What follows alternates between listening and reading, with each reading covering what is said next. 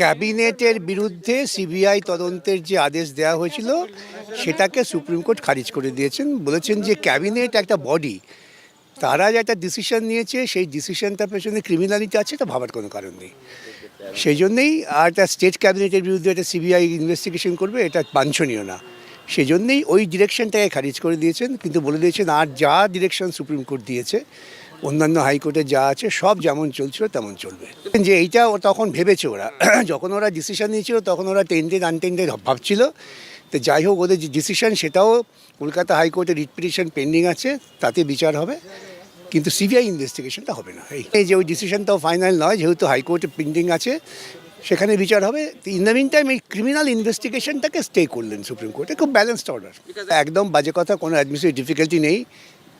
ওরা যদি চায় ওরা ইচ্ছে করলে রিটায়ার্ড টিচারদের দিয়েও পড়াতে পারে, কিন্তু ওদের পারপাস হচ্ছে ওই টেন্টেড টিচারদের দিয়ে পড়ানো।